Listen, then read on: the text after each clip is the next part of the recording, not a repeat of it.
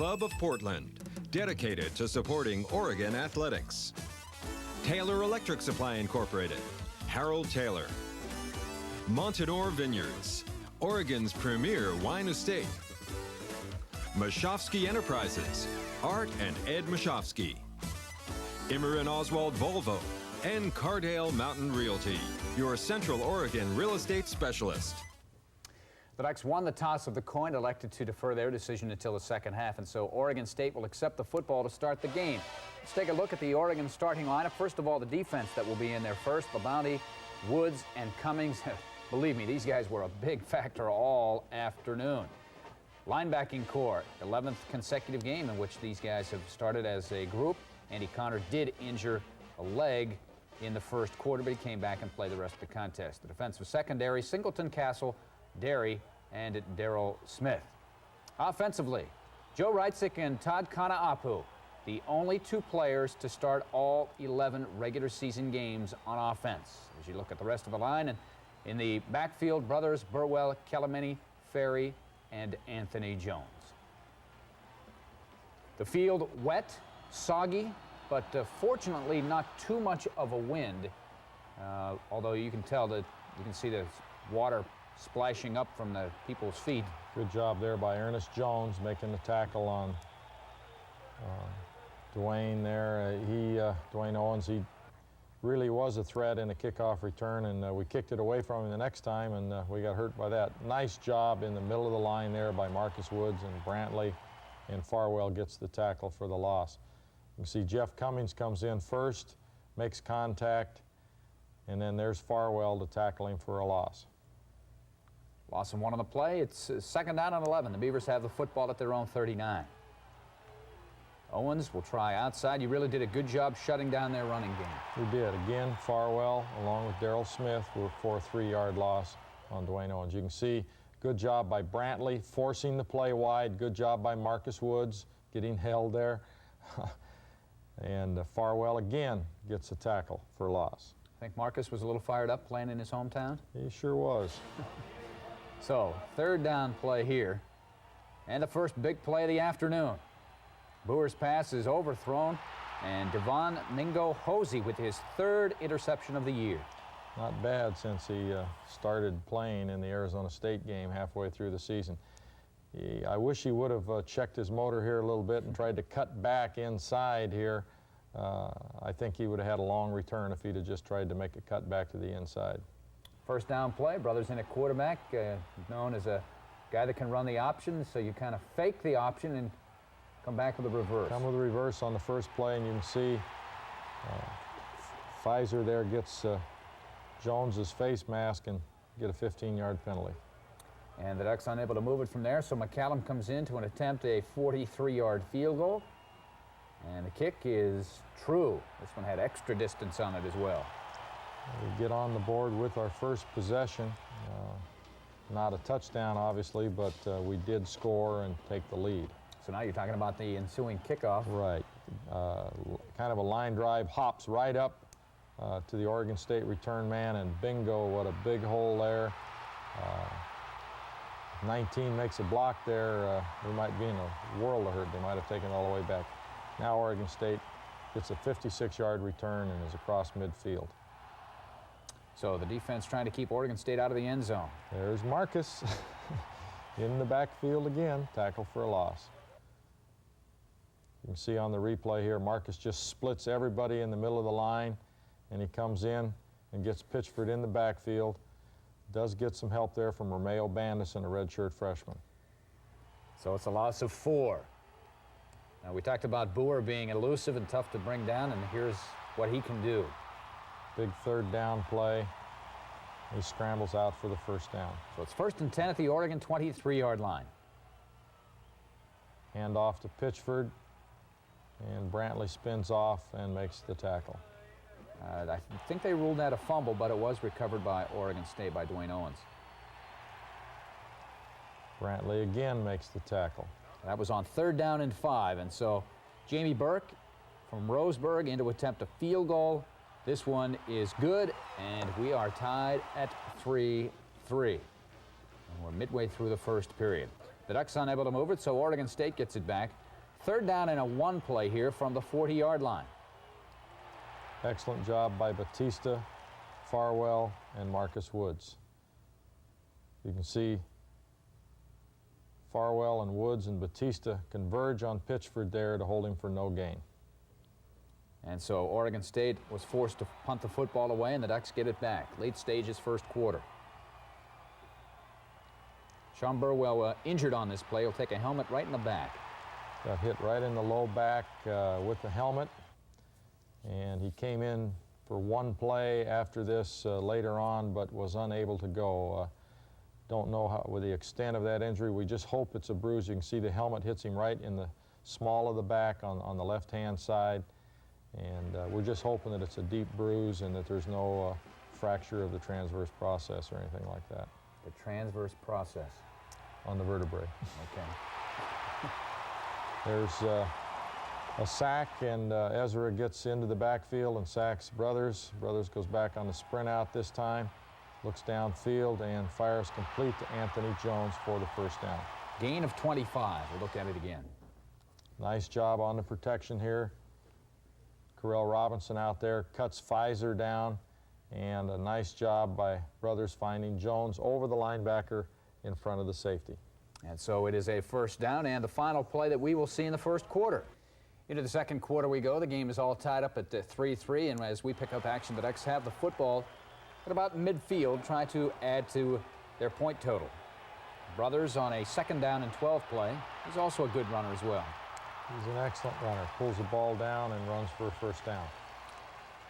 And then on a third and 15 after a penalty, tried this play a couple of times. It just didn't quite gel yesterday. Shovel pass. That one looked like it was there. We kind of had a little trouble handling the pass and just didn't work out.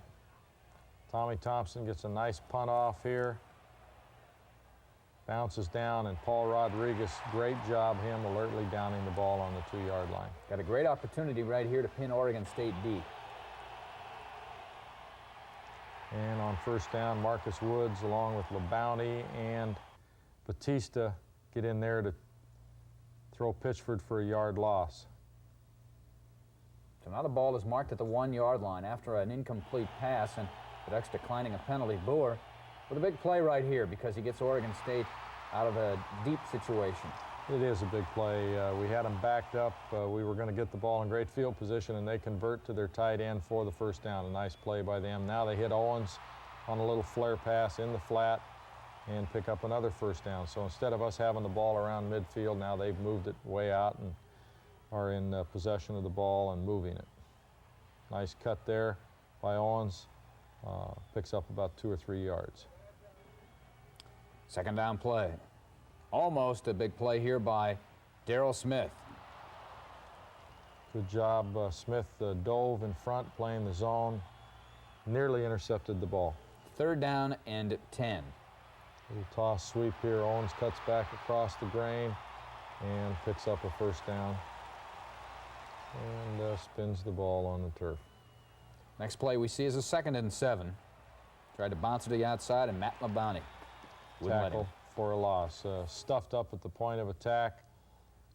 We did as good a job, I think, controlling their running game as we have all year long. I think they ended up with 27 yards running on the day. Nice job by LeBounty coming from the backside after Owens tries to bounce it out and tackles him for a loss. So it's third down and 11. Good coverage downfield, and then Boer finally just has to throw the football away. So now you get it back, and after picking up one first down, you get the ball out at the 35. Brothers on the rollout. Goes deep to Reitzig, and this is the end of Joe for the day. He comes down on the knee that's been bothering him and aggravated the cartilage. He's going to have surgery, arthroscopic surgery Monday morning, which was already scheduled before he re-injured it in the game against Oregon State there. Sprint out again. Brothers comes to the corner, throws complete to Ronnie Harris, who's on a knee, just short of the first down. So the next play we see is actually third down and 11. Little screen pass. Nice job here by Juan Shedrick to get the first down. Nice hard running, breaking through the tackle there to pick up the first down. As he indicates. Little crack screen here, fake to Calamini, throw the ball out to Juan Shedrick, who's playing on a gimpy ankle, and he runs right over the Oregon State defensive back to pick up the first down. 2nd down and 3. Brothers takes a real shot there, and we overthrow. Ronnie Harris down the middle. Brothers has to leave the game. Gets the wind knocked out of him. So John Ocken comes in for one play. Calamini looks like he has the first down, but a clipping call brings it back. We had 7 penalties yesterday, Todd, and going into this game, we were by far the least penalized team in the league, and we got caught up in the emotion, and nice job there by Jeff Cummings coming in to get the sack. But we committed 7 penalties, and most of them major penalties, stupid penalties, and that was one there, that clipping penalty that nullified the first down. Nice job by Cummings getting the sack. Loss of 9, so the Beavers punted again. Obviously, these highlights here in the 2nd quarter, mostly defensive. Trap play to Juan Shedrick, and you can tell he's kind of favoring that ankle a little bit, but does a nice job picking up the first down. Very end of the first half. Have a chance maybe to get some more points, and this is the pass that you had alluded to. Right. He should not be trying to hit the tight end. Tight end got held a little bit there, but there's a safety in the hole, 3 deep. Bob should not have thrown that ball. End of the 2nd quarter, and we are all tied up. We go into the 3rd quarter. The Ducks get the football to start the 3rd period of play, and the amount of drive that actually turns out to be the winning drive, and most of this drive is on the ground, either running the option or some power things. Good job by Bobby there, executing the option, getting outside, picking up some good positive yardage. Now we run. Excuse me, this is the kind of a drive I think you probably wanted to do more of during the day. Yeah, we'd hoped we'd be able to do this quite a bit, but unfortunately we weren't. Calamini cut that one back inside, cuts this one back to the right, running at them a little bit now and having some success. Option play to the outside. Brothers follows Juan Shedrick, who gets a good block on the linebacker, and Bob picks up another good gain. So the ball is now out to the Oregon State 48-yard line. And again, Calamini cuts back against the grain, and you know, Nalu's been a little beat up too. He's not 100% healthy. Sweep to the outside. Shedrick gets a block on the perimeter, and we pick up about 4 more. 3rd down and 6. Brothers finally has to throw the football, a little half roll, and he finds Brian Brown for a first down. Brian almost gave up the first down there as he tried to gain extra yardage, but did get the first down to keep the drive alive. Controversial, well, not quite yet. We got Shedrick first, pick up 12 yards on a first down, and the ball was ruled dead.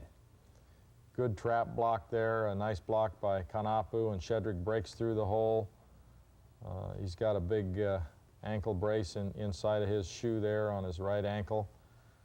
The ground cannot cause a fumble. 3rd down and 8, and this was the play I was beginning to speak about. A little controversial here. As Brothers rolls out, and the ball, well, is it intercepted or not by Brian Beck? Looked like he juggled it, but can't tell from that angle whether he had possession or not as it skipped on the turf. So McCallum in to attempt a 28-yard field goal. It is good. So, I mean, look at that. That's a 7-minute drive, 6.5 minutes, all on the ground, basically. Ate up the clock. The only problem is we didn't put it in the end zone for the touchdown. There we stripped the ball out, and now we get a stupid penalty here, saying something to the official we shouldn't have said, thinking that we had recovered the football, I guess, and really Oregon State had recovered. You can see Farwell causes the fumble right there. Ball's bouncing around. One of our players came up and thought that we had recovered it and said something inappropriate to the official and was given a 15-yard unsportsmanlike conduct penalty, something that is very uncharacteristic of our team. And it gives Oregon State a first down at their own 39 after a gain of 7. This is a 2nd down play. Andy Connor sprained his ankle in the first half, came back and played a heck of a football game. You can see he comes up here and hits Owens for about a 3-yard loss. And so the Beavers eventually get a first down on 4th down. And then on this first down play here, Boer rolls out. Great job by Labonte. He was actually held and still knocked the ball down. He did. He was held by the tackle, got by the fullback, jumped up and batted the ball down. Take the penalty, so it's 1st and 20. And Brantley bats the ball down, but Pitchford recovers it and actually loses a couple of yards with the pass reception. So on 3rd down and 6. Steve Kemp comes from the backside on a safety blitz. We're in our hawk package there, and you can see number 1, Steve Kemp comes off the bottom. Nobody's there to block him, and he gets the sack on Boer. It's a big sack, a loss of 9, and the Ducks get the football back. But a mistake on a 3rd down play. Pass is a little overthrown, and Todd Sawfeld, the interception for Oregon State. Great job by our defense here. Sudden change situation. We turn the football over, and our defense responds. Boer on the sprint out, completes the pass. Darrell Smith makes the tackle down to our 11-yard line. Things are not looking real good. Good job by Marcus Woods. Sounds like every week it's the Marcus Woods highlight show when they try to run the ball inside. Look at that tackle coming off there and just buries Pitchford. I mean, it's textbook. You know, he hits him and he drives him, and that's it. Little quick toss out to Dwayne Owens, and this time Darrell Singleton tackles again. The fumble's caused as he hits the ground, so it's not a fumble. But a nice play by Andy Connor here. Get a little change of pace by Owens. He trips him up a little bit, but Singleton gets credit for the tackle. And then on 3rd down and 12 from the 13, Boer will roll out to his left. Good coverage here, and he basically throws it away, although it was almost intercepted by Darrell Singleton. Almost intercepted, trying to get rid of the ball. Now they come in.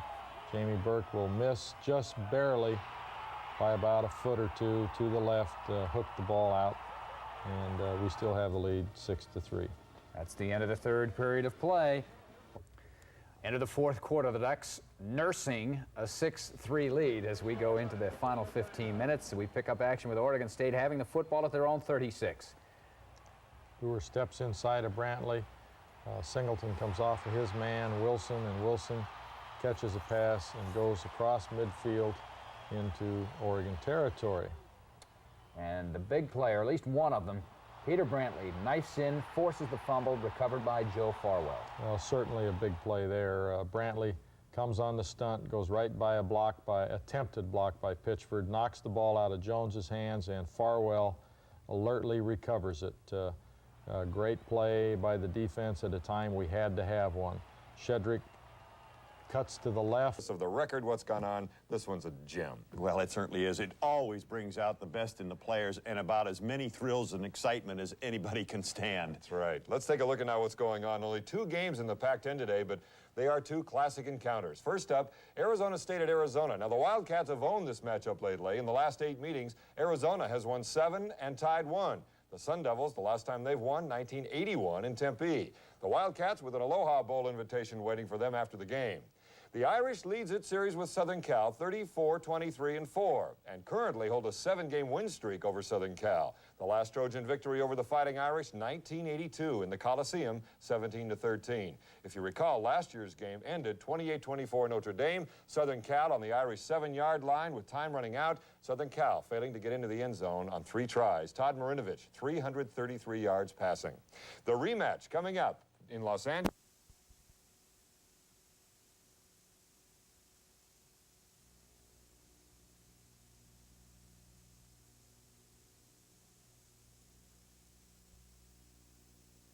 Trying to get away, but he can't, from Andy Connor, loss of 9.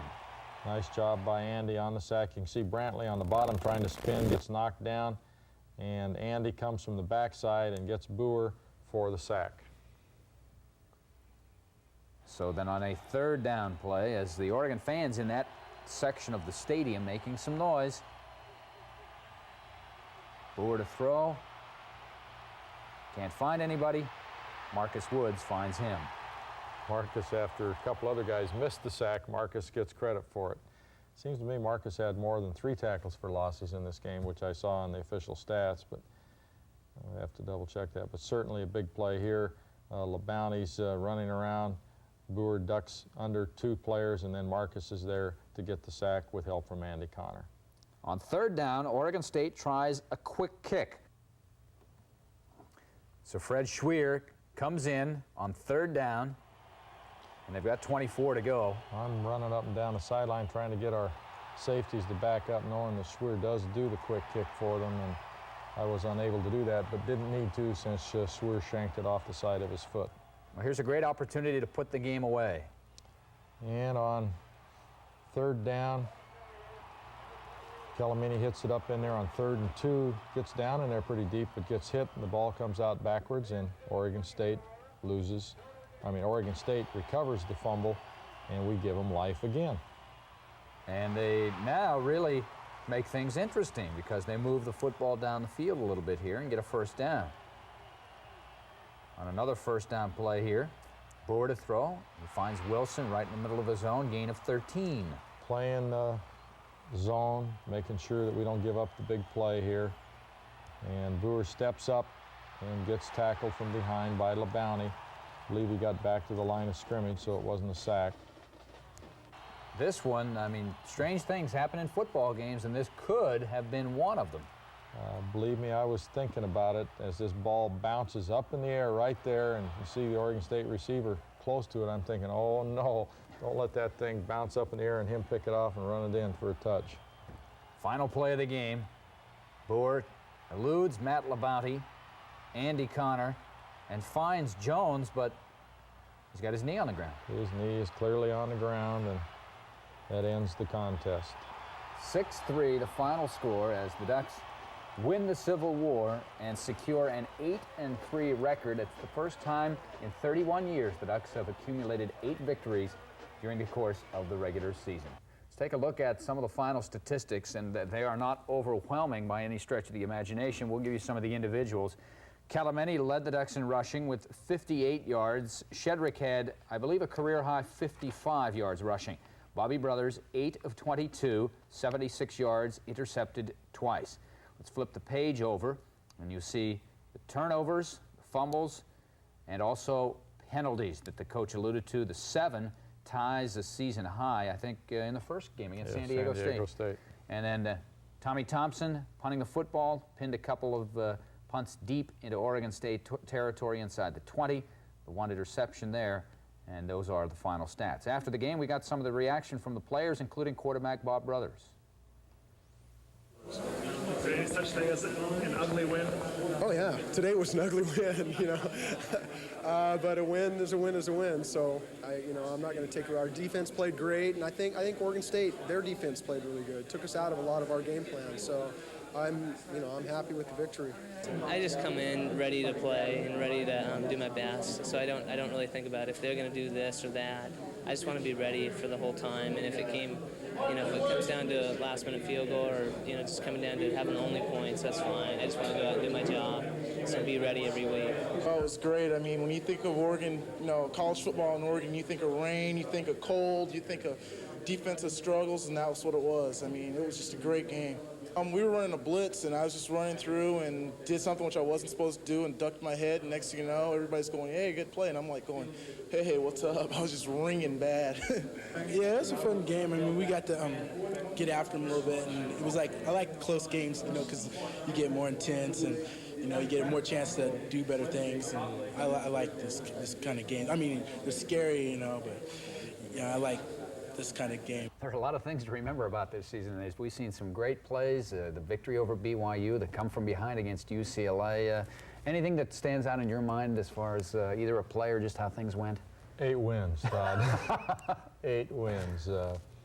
There were some exciting plays. I think this team produced some more record crowds at Autzen Stadium, a lot of exciting plays, an undefeated home slate, some great defense, good plays in the kicking game. I just think that it was a very entertaining, exciting year, and it's added a few years to my life, believe me.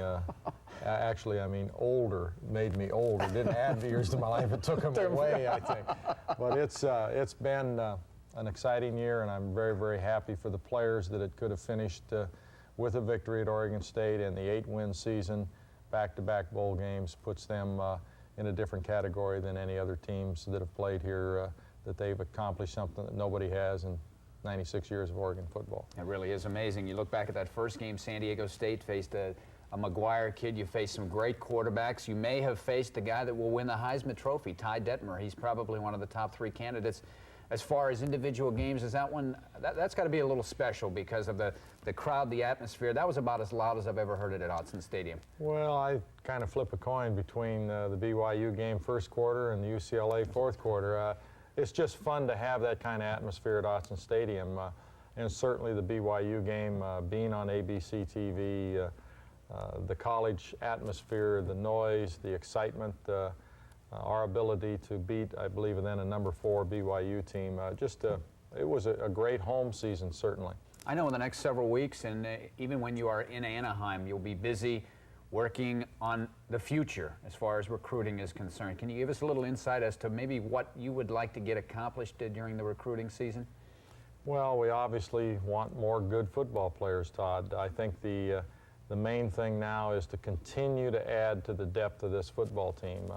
Certainly we have improved depth on our team over the last 2 to 3 years, but it started to fall away at the end with a rash of injuries, particularly on the offensive side of the football. So just recruiting the best available talent to come in and keep this program up in the upper echelon of the Pac-10, in a position to battle for the Rose Bowl, in a position for postseason play. That's what we're going to try to achieve.